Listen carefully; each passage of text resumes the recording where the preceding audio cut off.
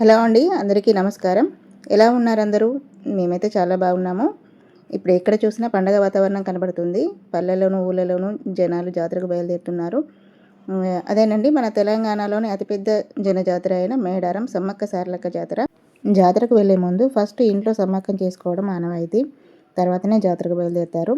అయితే అది మేము ఏ విధంగా సమ్మక్కం చేసుకున్నామో ఆ విశేషాలేంటో మీతో షేర్ చేసుకోవాలని ఈ వీడియో చేస్తున్నాను. ఈ వీడియోని చివరి వరకు చూసి ఎలా ఉందో కామెంట్ చేయండి ప్లీజ్. ఇది మా అమ్మ వాళ్ళ ఇంట్లో జరుపుకుంటున్నాము. ఇంట్లో పూజ అయిన తర్వాత ఇలా సమ్మక్క ఫోటోకి పూజించి బోనం వండి నైవేద్యం పెట్టింది అమ్మ. మేము ఇలా మంగళారతి ముట్టించుకొని బెల్లం కొనడానికని షాప్కి వెళ్తున్నాము. మా మేనల్లుడికి ఎత్తు బెల్లం పంచిపెట్టాలని అమ్మ మొక్కుకుంది. అయితే అందరం కలిసి బెల్లం కొనడానికి అనేసి షాప్కి వెళ్తున్నాము. వాడే మా మేనల్లుడు. జాతరకు వెళ్ళాలంటే పుట్టు వెంట్రుకలు పెట్టుకొని వెళ్ళొద్దన్నారు. అందుకనేసి ముందు వేములవాడకి వెళ్ళి పుట్టు వెంట్రుకలు సమర్పించారు. అయితే మామూలుగానే వేములవాడ కొండగట్టు రెండు దర్శనం చేసుకున్న తర్వాతనే ఈ జాతరకి బయలుదేరుతారు. ఇక్కడ చాలామంది అలానే ఆచరిస్తారు. షాప్ కాస్త దూరంగా ఉంటుంది. మా అత్తమ్మలు చిన్నమ్మలు అందరం కలిసి బాబుని తీసుకొని షాప్కి వెళ్తున్నాము. షాప్కి వచ్చేసామండి. ఇక్కడ కాంటా ఉంటుంది కదా, దానికే మా చిన్నమ్మ పసుపు కుంకుమలతో బొట్టు పెడుతుంది. ఇలా బొట్టు పెట్టిన తర్వాత కాంట పైన కూడా కాస్త పసుపు కుంకుమ అక్షంతలు వేసి ₹1 కాయ నుంచి బాబును కూర్చుండబెట్టారు. బాబుకి కొత్త బట్టలు వేసి ఒక టవల్ వేసి కూర్చుండబెట్టి వెయిట్ ఎంత ఉందో చూసిండ్రు. వాడు దాదాపు 10 kg వరకు ఉన్నాడు. అంత బెల్లం తీసుకున్నారు. అంటే ఎంత ఉందో అంత తీసుకోవద్దట, కాస్త ఎక్కువ తీసుకోవాలట. అందుకనేసి ఇంకొక 1 kg వరకు ఎక్కువ తీసుకున్నారు. ఈ ఎత్తు బెల్లం కాకుండా సమ్మక్కకి సారక్కకి చెరొక బుట్ట బెల్లం తీసుకున్నారు. అయితే ఈ బెల్లాన్ని బంగారం అంటారు. ఈ ఎత్తు బెల్లాన్ని బంగారంగా భావించి అందరికీ పంచిపెడతారు.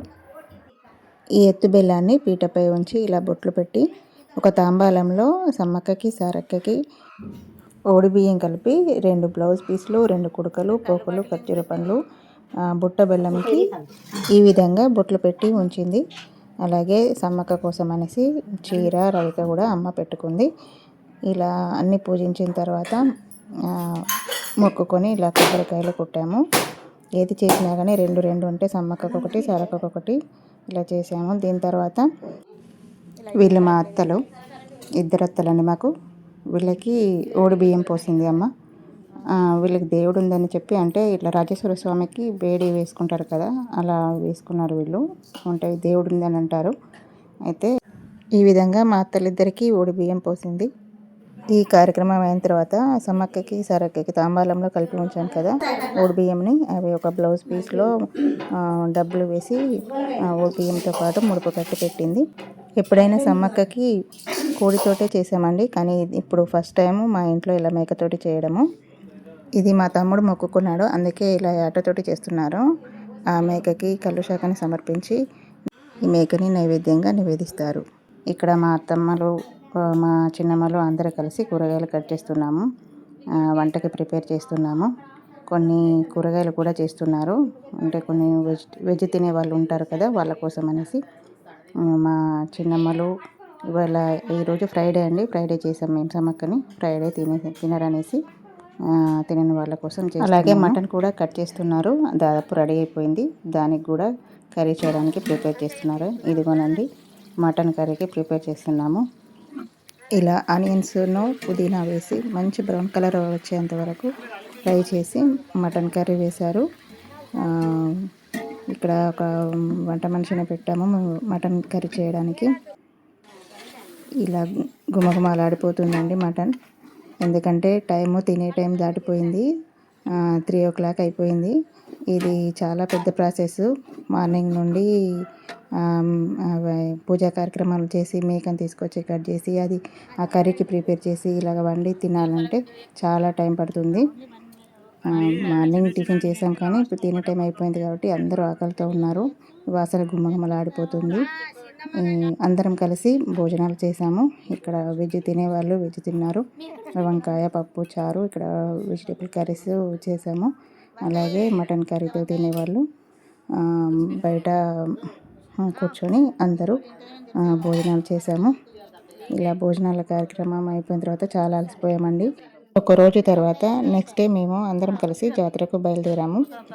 అయితే మార్నింగ్ 7 బయలుదేరదాం అనుకున్నాము, కానీ అందరూ రెడీ అవ్వాలి కదా, కాస్త టైం పట్టింది. అక్కడే మాకు 9 అయింది మేము బయలుదేరేసరికి. ఇలా టాటాస్ తీసుకొని అందరం మా అమ్మ వాళ్ళు మా పిల్లలతో కలిసి బయలుదేరాము. మేము జాతరకి 1 మంత్ బిఫోర్ బయలుదేరాము, అంటే డిసెంబర్లో. అప్పుడు చలి బాగా ఉందండి. అందరం స్వెటర్లు, సేఫ్టీ అన్నీ పెట్టుకున్నాము. మంతి నుండి కొయ్యూరు మీదుగా బయలుదేరాము. దాదాపు మాకు 2 అవర్స్ ఏమో పట్టింది. మధ్యలో మేము టిఫిన్ కూడా చేసాము. మేము ఇంట్లో ప్రిపేర్ చేసుకొచ్చుకున్న టిఫిన్. మొత్తం మీద మేడారం అయితే చేరుకున్నాము. ఇదేనండి మేడారం, ఇదేనండి జంపన్న వాగు. ఇక్కడ వాటర్ ఎక్కువ లేవు, ఒక చిన్న కాలువలాగా పారుతుంది వాటర్ అంతే. ఇక్కడ నల్లల కిందనే స్నానాలు చేసేవాళ్ళు చేస్తున్నారు. మేమైతే నల్లల దగ్గరనే కాళ్ళు చేతులు కడుక్కొని కొన్ని నీళ్ళైతే చల్లుకున్నాము. మా వాళ్ళు కిందికి వెళ్ళి కొబ్బరికాయ కొడదామని జంపన్న వాగులోకి అయితే వెళ్తున్నారు. ఇలా కొబ్బరికాయలు కొట్టి నమస్కారం చేసుకొని ఇక్కడ నుండి మేము నడుచుకుంటూ మా వెహికల్ దగ్గరికి అయితే బయలుదేరాము. మా వెహికల్ ఒక దగ్గర పార్కింగ్ చేశారండి, అక్కడికి నడుచుకుంటూ వెళ్తున్నాము. జంపన్న వాగు నుండి సమ్మక్క గద్దెల వరకు వెహికల్స్ అనేవి వెళ్తున్నాయి. దాదాపు సమ్మక్క గద్దెల వరకు తీసుకెళ్లారు. అక్కడ దగ్గరలోనే పార్కింగ్ అనేది ఏర్పాటు చేశారు. ఈ మేడారం జాతర ప్రతి 2 సంవత్సరాలకు ఒకసారి జరుగుతుంది. ఇది మన తెలంగాణలోనే కుంభమేళగా పిలువబడుతుంది. ఈ జాతర జనవరి 28 నుండి 4 రోజుల పాటు జరుగుతుందండి. అప్పుడైతే చాలా జనాలు ఉంటారు. మేము 1 మంత్ ముందే వచ్చాము. జాతర టైంలో చాలా రష్గా ఉంటుంది కదా, బాబుని తీసుకొని రావడానికి ఇబ్బంది అవుతుందనేసి ముందే వచ్చాము. ఇక్కడ కొన్ని షాప్స్ అయితే ఉన్నాయి. దాదాపుగా సమ్మక్క గద్దెల వరకు అయితే చేరుకున్నాము. ఇక్కడ నుండి కమాన్ ఉంటుందండి, కానీ అన్నీ తీసేసిండ్రు, మొత్తం ఓపెన్గా చేసిండ్రు. ఇదిగోండి బుట్ట బంగారాలు కూడా ఇక్కడ రెడీగా ఉన్నాయి. ఎత్తు బెల్లం కొనే వాళ్ళకి కాంటలు కూడా సిద్ధంగా ఉంచారు. ఈ బెల్లం బుట్టలని తల మీద పెట్టుకొని సమ్మక్కకి సారక్కకి సమర్పిస్తారు. అదిగోండి ఇలా తీసుకెళ్తున్నారో చూడండి. ఇక్కడ మేడారం అయితే రూపురేఖలు మొత్తం మారిపోయాయండి. కొత్తగా కన్స్ట్రక్షన్ జరుగుతుంది. ఇది అయిపోయేసరికి చాలా టైం పట్టేటట్టే ఉంది, కానీ మొత్తం ఓపెన్గా ఉంది. ఇక్కడ దారి అంటూ ఏది లేదు. లైన్గా వెళ్ళడం అనేది, క్యూ పద్ధతిలో వెళ్ళడం అనేది ఏమీ లేదు. ఎవరికి నచ్చినట్టు వాళ్ళు వెళ్తున్నారు. లాస్ట్ ఇయర్ వచ్చినప్పుడు పెద్ద లైన్ ఉండేది. అవన్నీ చేరుకునేసరికి చాలా టైం పట్టింది. ఇది సమ్మక్క గద్దె అండి. ఈ పెద్ద పెద్ద స్తంభాలు అయితే నిలబెట్టారు. వాటిపైన అప్పటి ఆదివాసీల సంస్కృతి సంప్రదాయాలకు కొన్ని చిహ్నాల రూపంలో ఇక్కడ శిల్పాలుగా చెక్కబడి ఉన్నాయి. జాతర టైం వరకు ఈ వర్క్ అంతా కంప్లీట్ చేస్తారు కావచ్చు. అప్పటి వరకు ఈ మేడారం కొత్త మేడారంగా ఎలా ఉంటుందో ఒకసారి చూడాలి. అమ్మక దర్శనం అయిపోయింది, అక్కడ మొక్కి చెల్లించాము. ఇప్పుడు సారక్క గద్దె దగ్గరికి వెళ్తున్నాము. మీలో సారక్క మొక్కని తలపై పెట్టుకుంది. మా పిల్లలు కొబ్బరికాయలు కొట్టడానికి రెడీగా ఉన్నారు. ఇక్కడ సమ్మక్కని, సారక్కని మరియు పగటిద్దరాజుది ఒకే వరుసలో పెట్టారండి గద్దెలని. అంతకుముందు పగటిద్దరాజు గద్దె సైడ్కి ఉండేది, ఇప్పుడు 3 ఒకే వరుసలో కట్టారు కొత్తగా. చాలా బాగుంది. దర్శనం చాలా బాగా జరిగింది, త్వరగా అయిపోయింది. ఇక్కడ కొన్ని ఫొటోస్ అయితే తీసుకున్నాము, కానీ ఆకలి చాలా ఇస్తుంది. టైం 2:30 అయిపోయింది. ఆకలి బాగా వేస్తుంది, త్వరగా వెళ్ళాలనుకుంటున్నాము. ఇక్కడ బయటకు వచ్చి చూస్తే కొన్ని బొమ్మలు కనబడ్డాయి. పిల్లలకి బొమ్మలు తీసుకుందామని ఇక్కడ కొంచెం సేపు చూశారు, కానీ ఓపిక లేదు. ఒక మంచి ప్లేస్ చూసుకొని త్వరగా వంట చేసుకొని తినాలి. వాటర్ దగ్గర ఉన్న ప్లేస్ అయితే ఒక మంచి ప్లేస్ అయితే చూసుకున్నాము. మేము ఇంటి దగ్గర నుండి నాటుకోడి తీసుకొచ్చాము. అది కట్ చేయడానికే కాస్త టైం ఎక్కువ పట్టింది, కానీ వంట మాత్రం చాలా త్వరగా అయిపోయింది. బయట ప్లేస్ కాబట్టి మనకు ఎలా వండినా టేస్ట్ బాగానే ఉంటుంది. అందరం ఆకలితో ఉన్నాము. అందరం తినేసరికి 5:30 అయిపోతుంది. చీకటి పడుతుంది అనేసి తొందరగా ప్యాక్ చేసుకొని ఇంటికి బయలుదేరాము. ఇదేనండి మా మేడారం జాతర. మా ఫ్యామిలీతో ఇలా ఎంజాయ్ చేస్తాం మేము. మాకైతే చాలా బాగా అనిపించింది. మీకు ఎలా అనిపించింది? మీరు కూడా చాలామంది ఇప్పటికే జాతరకు వెళ్ళే ఉంటారు. మీకు ఎలా అనిపించిందో, అలాగే నా వీడియో కూడా ఎలా అనిపించిందో కామెంట్ చేయండి. ఈ వీడియోకి అయితే ఒక లైక్ చేయడం మాత్రం మర్చిపోవద్దు. కొత్తగా చూసేవాళ్ళు నా ఛానల్ అయితే సబ్స్క్రైబ్ చేసుకోండి. ఓకేనండి, థ్యాంక్ యూ ఫర్ వాచింగ్.